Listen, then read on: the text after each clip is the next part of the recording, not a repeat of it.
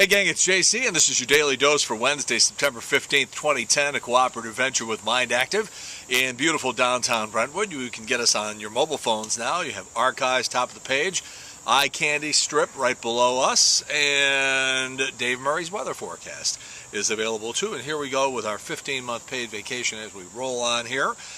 The baseball team I've been playing on for the last 3 years, this is not softball, this is baseball. We are playing in Washington, Missouri at a charity game at 4 o'clock on Saturday afternoon. So for those of you in and around the Washington, Missouri area, we will see you at 4 o'clock on Saturday afternoon, and we'll have more details tomorrow here on the Daily Dose. Speaking of sports, talking about football in this particular case, are you keeping track of this big, giant controversy involving this Mexican female sports reporter who's claiming sexual harassment against members of the New York Jets?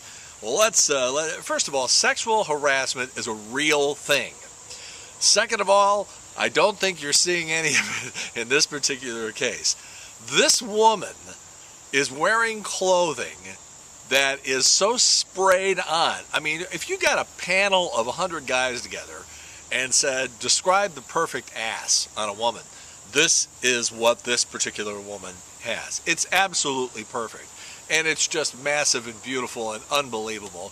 And she wears these jeans that are so tight that you can tell whether or not she shaved her legs that morning. And her tops are equally skimpy and skin tight. And she's wearing these push-up bras, so she's got all this cleavage and she's well tanned. And she is using her sexuality, and her own network is using her sexuality to get into places and to do things that anybody else without all these physical attributes and the way they're being presented in these skimpy outfits that nobody else could possibly do. Should also, acknowledge here that there are major changes in the cultures between Latin America, Mexico, United States. You ever watch these shows that sometimes you'll get on cable or satellite, like on Telemundo and stuff like that, and even the soap operas and stuff like that? Everybody's half naked, the men and the women. So there's a little bit of a cultural divide here too. But if you took take a below average woman and put her in an environment where there are no women, and she's going to look great to a lot of guys. Well, now you put a 10 in a National Football League locker room, and she's dressed like a whore, and guess what's going to happen? Now, I should also tell you that not only do I not think there's sexual harassment here, I think she's at a tremendous advantage. I mean, we've seen this in the past. I have to tell you, I've been in a lot of locker rooms in my life. Football, baseball, some basketball, stuff like that. I've been doing this for a long time. And, they're not particularly nice to us. The, professional or semi-professional sports reporters and clubhouse people and stuff like that. This, as I started this whole thing by saying, sexual harassment is a real thing. And when it really occurs, it has to be stopped because it's really, really damaging to lots of people, not just the victims, and not just the perpetrators who then will probably end up doing it to somebody else, but also the company. So when it's real, it's real. I mean, I would use this, speaking in terms of advantages, like this Anna Kournikova thing. I mean, here's a woman who can't play tennis, all right? So what does she do? She says, okay, well, I got these great looks, although I will tell you, I don't think she's nearly as attractive as a lot of men think she is. I think she's sort of like, okay, she has a nice body, fabulous body, but I've never really looked at her in the face and said, oh my God, she's just, the bee's knees. I don't know. Sexual harassment is real, but I don't think you're seeing it in the case of Inez. Well, let's move on. A lot of surveys the last few years painting St. Louis in a negative light. We're always on the top lists for puppy mills and gonorrhea and stuff like that. The new Men's Health magazine has put together a list of the randiest cities in America. Condom sales, love toy sales, STD rates and stuff like that. They're trying to find the real hotbeds of sex. And I'm happy to tell you that St. Louis isn't anywhere near the top. We're number 58, as a matter of fact. You guys need to be going out there and being more randy to make these people happy. Austin, Dallas, Columbus, Ohio, Durham, North Carolina, and Denver are your top 5 randiest cities. Let me tell you, I've been to Columbus, Ohio. Somebody got the list upside down or something. I also lived within walking distance of Calvin College in Grand Rapids, Michigan. No lie, I could walk there. That's how close it was. Somebody in the student council, student association or something, scheduled a concert by the New Pornographers. It's just a name of a band. They're just a band like anybody else. Calvin College said, we don't want to be associated with pornography in any way. And so they canceled the show, not understanding that it was just a name for a band.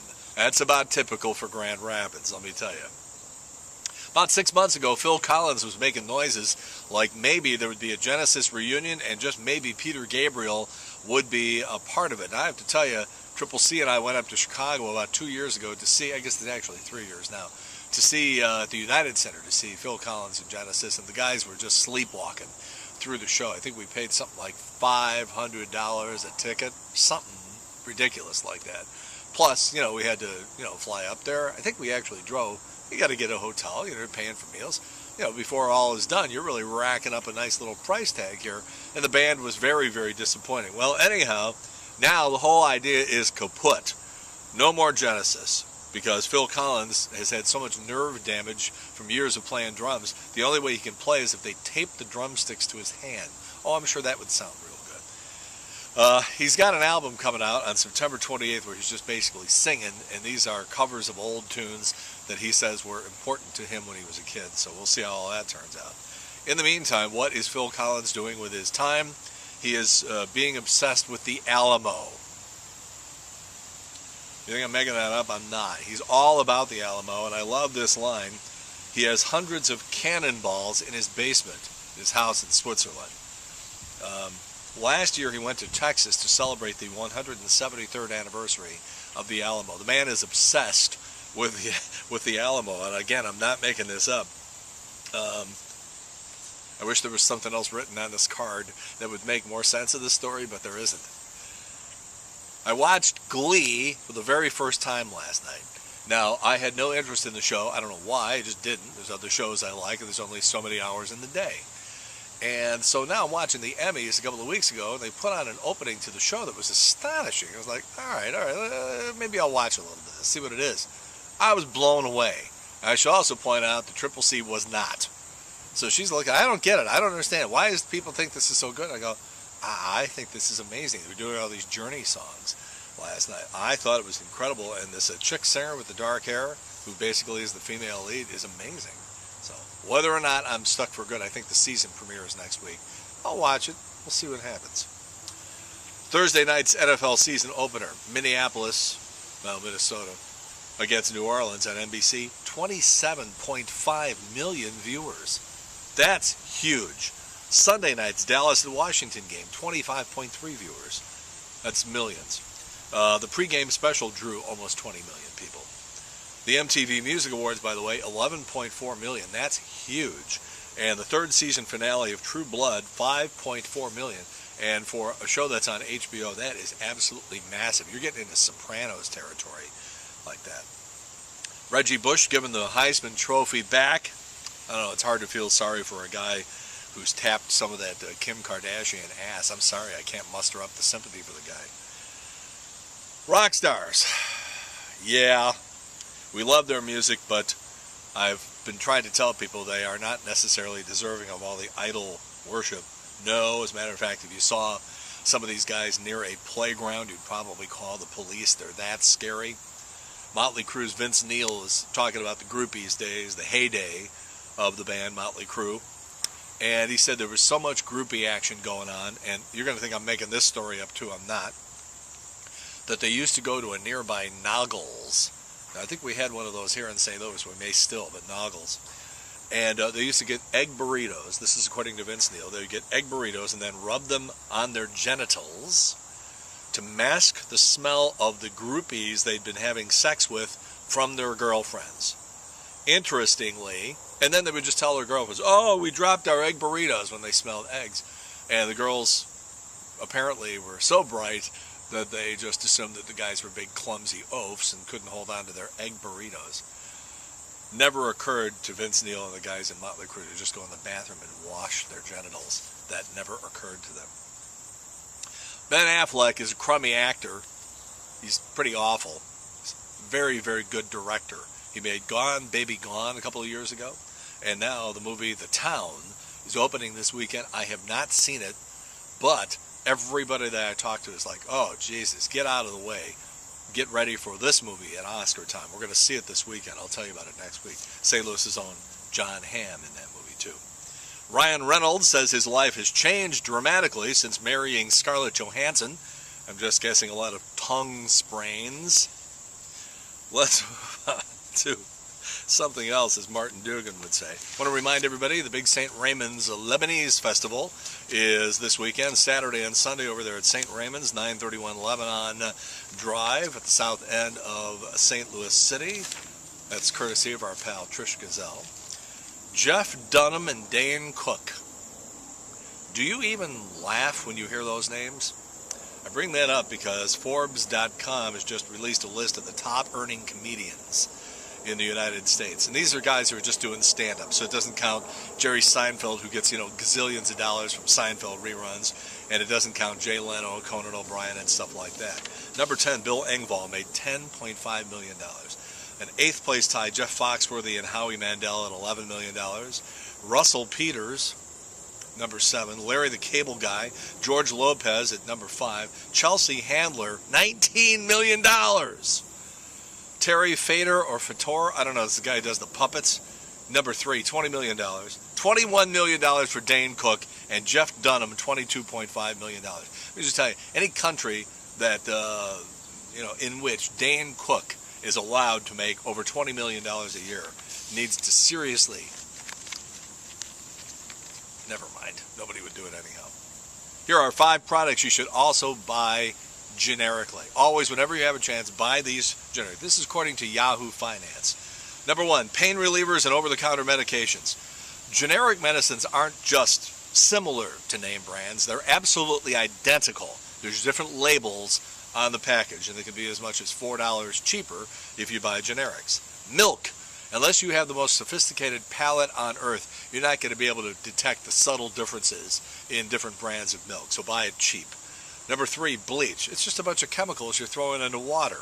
Number 4, cleaning products. Again, go as cheap as possible.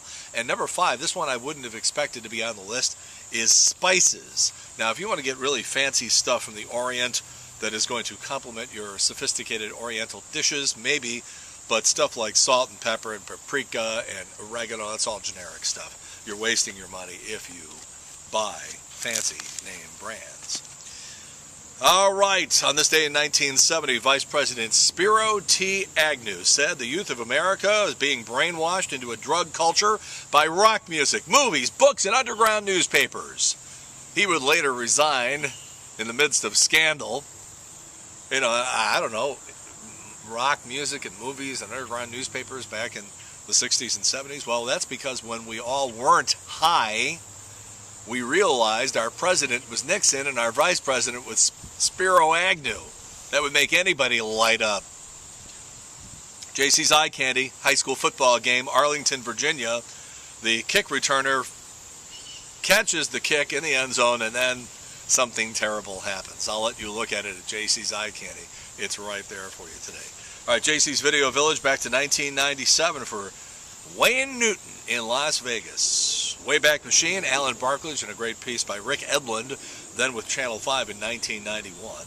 The old school photo today is Kim Basinger from 1989. We're going to change that tomorrow and show you that Morgan Fairchild picture. Tomorrow, 3 grocery store myths that are costing you money. That's it, JC's Daily Dose for Wednesday, September 15th, 2010, a cooperative venture with Mind Active in beautiful downtown Brentwood. And in the meantime, we've beaten this one to death. Have a good one. See you later. Bye.